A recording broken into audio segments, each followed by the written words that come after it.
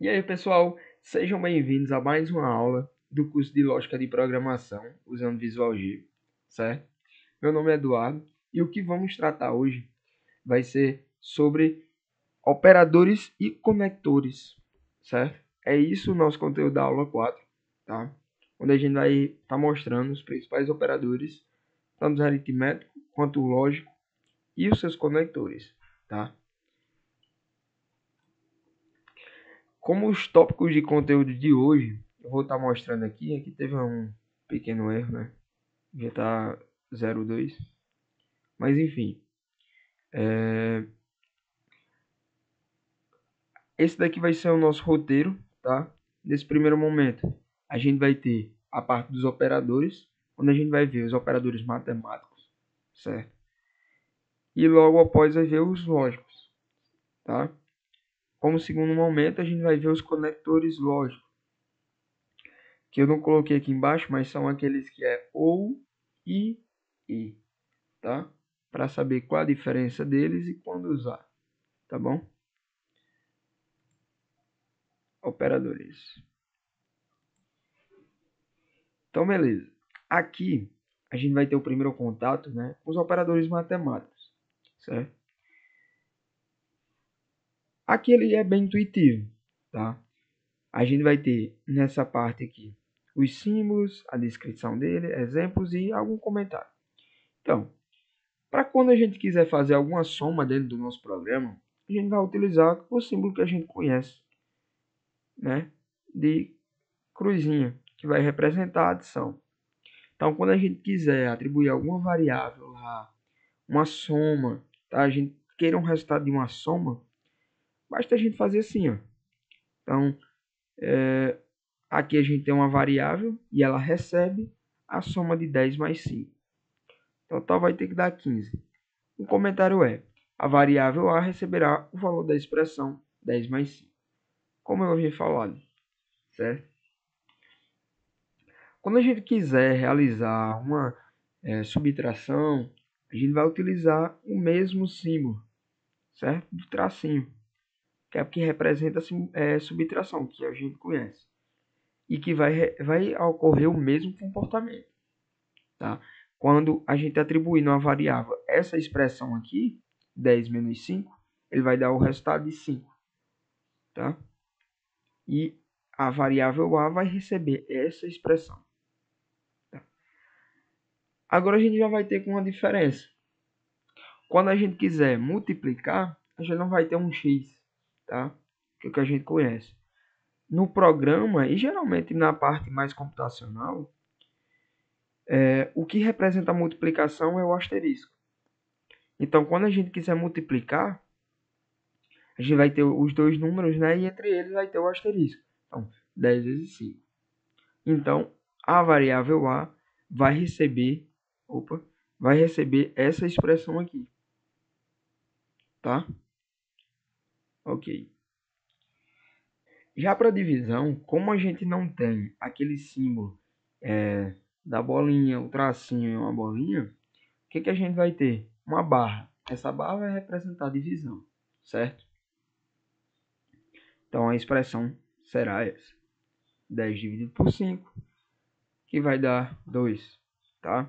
E aí o A vai receber esse valor, essa expressão, certo? Tem outro que eu não coloquei aqui, mas que ele é útil, ele será útil muito nos exercícios, é o da porcentagem. Vou só ajeitar aqui. O que ele vai representar? Ele vai representar o resto de uma divisão,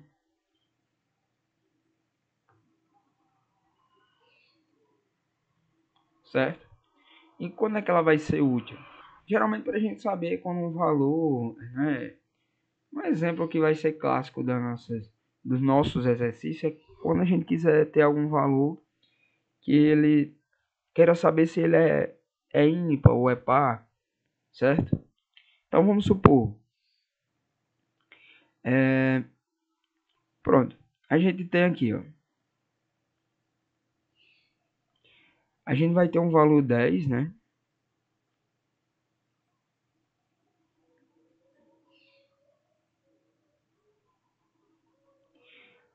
o resto dessa divisão aqui vai ser zero, tá? O resto dessa divisão vai ser zero, logo esse número vai ser par, ok? Então mostra geralmente o resto, o que sobra de uma divisão. Então, pessoal, nesse tópico aqui a gente vai ter o contato com os operadores lógicos. O que são eles, né? Eles são usados, né? E eles têm uma funcionalidade de usar quando a gente quiser fazer alguma comparação no nosso código, tá? Saber se o número ele é maior, saber se o número é menor, se ele é igual, certo? Então, ele será usado nisso. E aí eu quero mostrar para vocês os símbolos e os significados de cada símbolo desse. Como a gente já conhece da própria matemática, quando a gente vê esse símbolo aqui, a gente sabe que o significado dele é maior, tá? Já quando a gente quer, né, representar que ele é maior ou igual, como a gente não consegue ter aquela outra simbologia desse tracinho e um aqui embaixo, certo?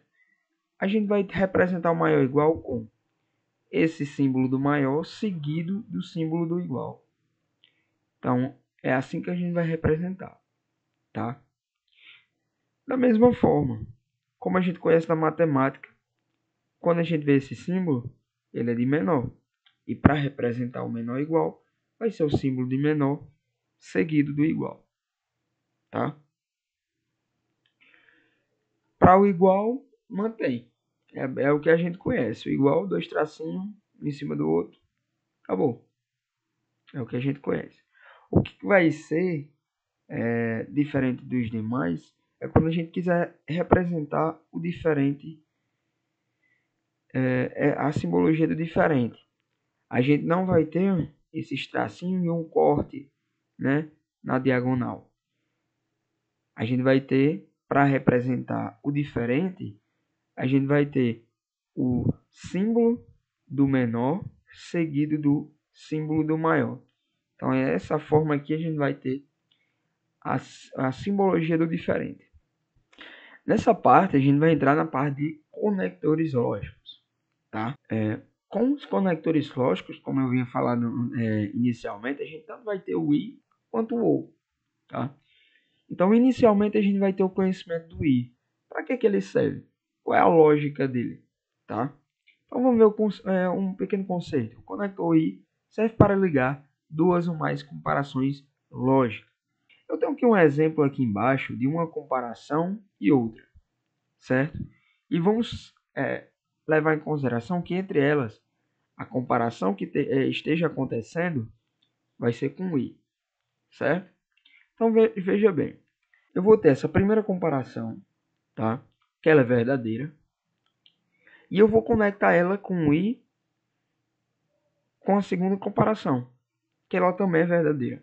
O resultado de ambas serão verdadeiros, certo? Então, beleza. Nessa segunda aqui, eu vou ter uma comparação verdadeira conectada com outra falsa. O resultado dela vai ser falso. Embaixo, eu vou ter que a primeira comparação é falsa e essa é verdadeira. O resultado é falso. Agora, todas falsas, resultado falso. O que a gente percebe aqui? É que o i ele é muito restrito, tá? Ele só vai dar um resultado verdadeiro quando todas for verdadeiro, ou seja, quando todas satisfazerem a condição, ela vai ser verdadeira. Então, basicamente, essa daqui vai ser a lógica do i. Então, aqui a gente vai ter a parte das comparações, certo?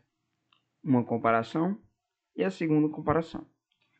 Aqui a gente vai ter o nosso processamento, né? Aqui já tem os valores de todas as variáveis. A vale 10, B vale 3, C vale 5, D vale 3. E aqui vai ser nossa resposta lógica, como um computador deveria dar, certo? A resposta. Beleza. Vamos fazer o primeiro. A primeira aqui está dizendo, já está a própria resposta, né? Mas vamos analisar. Que a gente tem que A maior que B, ou seja, 10 maior que 3. Verdade? Verdade. E B menor que C. B vale 3, C vale 5. Verdade também. Então, verdade em uma, verdade em outra. Resposta lógica, verdadeiro. Vamos fazer a segunda. B vale 3. E aqui está dizendo que ele é menor ou igual a 10. Logo, a gente tem, né, um verdadeiro. Certo? E vamos para a segunda comparação. Aqui ele está dizendo que 10 é menor do que 3. 10 não é menor do que 3. 10 é maior do que 3. Então, quando a gente coloca o nosso conector aqui, falso. Quando a gente vai realizar o processamento dessa conexão, o resultado vai dar falso. Por quê? Para que seja verdadeiro, todos têm que ser verdadeiros. Se um der falso, o resultado lógico vai ser falso. Tá? Vamos seguir. C5 menor ou igual a D. Ou seja, 5 ele é maior ou igual a 3. Verdade. E A diferente de C. Verdade. O A vale 10, C vale 5. Ele é diferente, então nosso resultado vai ser verdadeiro. C diferente de B. C é 5, B é 3. Verdade. E A maior ou igual a C. O A vale 10. O C vale 5. Logo, verdadeiro. Tá? Ok. Aqui a gente vai ter C é igual a A. Não, porque o C vale 10 e o 5. E o C vale 5 e o A vale 10. Então, falso. Comparação. E aí o 10 menor ou igual a 5, falso também. O 10 é maior. Então, nosso falso. Nossa resposta lógica, falso. Aqui eu tenho que o C é menor ou igual a B. É maior. Aqui eu tenho que o C é maior ou igual a B. O C vale 5, igual a B vale 3. Verdade? E 10 menor. Aqui eu já descarto. O 10 é o maior de todos. É falso. Certo? Aqui eu estou dizendo que 10 é maior ou igual a 5. Verdade? E B é menor ou igual a D. O B, ele vale 3.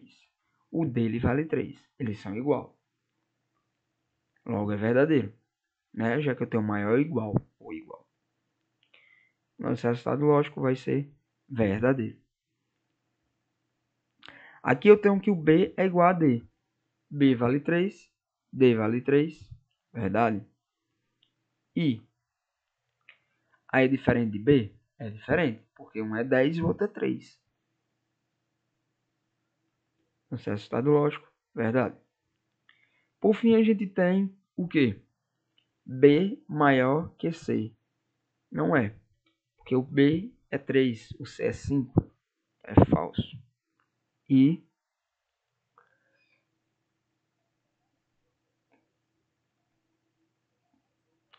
C, que é 5, ele é menor do que 10? Verdade. Porém, nossa resposta lógica vai ser falsa. Porque uma não foi satisfeita. Certo? Então, basicamente, é assim que se comporta, né, um computador quando a gente realiza uma conexão de comparações, né, usando o I, que no caso é o E. Agora, nós vamos entrar no último conector lógico, que é o OR. ele também serve para ligar duas ou mais comparações lógicas, certo? Só que ele vai ter uma diferença, que é o quê? O i é mais restrito para dar um valor verdadeiro. O ou vai ser mais fácil para dar um valor verdadeiro. Então veja, seguindo aquela mesma lógica, qual é a ideia do ou? Basicamente vai ser, ele vai dar um valor verdadeiro sempre que tiver algum verdadeiro. Ou seja, se eu tenho uma comparação 1 ou comparação 2, sendo que todas é verdadeiro, como vem mostrando aqui, ela vai dar verdadeiro.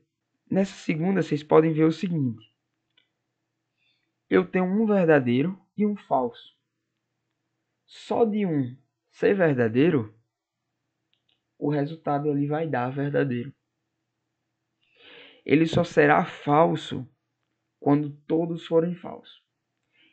Enquanto tiver um sendo verdadeiro dentro da comparação, certo? Dentro da conexão que eles fizeram com comparação 1 e comparação 2, o resultado vai ser verdadeiro. Se todos forem falsos, aí é que vai ser falso. Tá? Acredito que deve ter ficado um pouco confuso, mas agora vindo aqui para o exemplo, a gente vai conseguir entender, certo? Veja, eu tenho que essa comparação ou essa. Ou seja, 10 é maior que 3, 10 é maior que 3. Ou 3 é menor que 5, Então, verdadeiro ou verdadeiro, resposta lógica, verdadeiro. Tá? Aqui, eu vou ter o seguinte. Aqui tem os mesmos valores, certo? Da outra tabela. Vou só realizar, né, o processamento. Aqui, B é menor ou igual a A, ou seja, 3 é menor ou igual a 10, verdadeiro. Ou 10 é menor que B, não. 10 é maior, que é falso. Como eu tenho um valor verdadeiro na comparação, o resultado lógico vai ser verdadeiro. Certo? Vamos para esse outro. Se 5 é maior ou igual a 3, verdade. Ou A é diferente de C, o A vale 10, o C vale 5, verdadeiro. Nosso resultado, verdadeiro. C é igual a B, não, é falso. Ou A é menor ou igual a C, não, o A é maior do que o C, é falso. Veja que agora é que eu vou ter um falso, ou seja, quando os dois forem falsos, a nossa resposta lógica vai ser falso. Enquanto tiver verdadeiro dentro, né, da nossa comparação, a resposta lógica no processamento vai ser verdadeiro. Aqui eu tenho que o C é igual a A. Não, é falso. Ou o A é menor do que o C, o A é maior. Novamente, falso. Resposta lógica, falsa. C maior igual a B, verdadeiro. Ou A, 10, que é o maior de todos, ele não é menor. Então, falso. Na nossa resposta lógica, ele vai processar como verdadeiro, porque temos um verdadeiro nessa conexão lógica aqui, entre essas comparações. O A é menor, falso. Ou o B é maior do que D, maior ou igual a D, verdadeiro. O B ele é igual ao D. Por isso que ele vai ser verdadeiro. Certo? Nossa resposta lógica é verdadeira. Aqui eu vou ter nosso B igual ao D. É verdade? Ou A diferente de B. Realmente eles são diferentes. Então é verdadeiro, né? Nossa comparação. E o nosso resultado vai ser verdadeiro. Da mesma forma aqui embaixo, né? B maior ou igual a C, falso. Ele é menor. Ou C é menor que A, verdadeiro. Como resposta lógica vai ser verdadeiro, falso. Com verdadeiro, verdadeiro. Tá? Então, pessoal, basicamente é esse o comportamento do I e do OU. A diferença é que o I, para ser verdadeiro, todos têm que ser verdadeiro.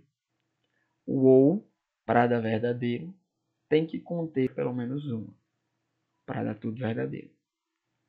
Então, pessoal, é isso. Espero que vocês tenham aproveitado bem a aula, né? Conseguido entender a diferença dos conectores lógicos, tenha entendido bem, né, os nossos operadores e que essa aula tenha sido produtiva para você.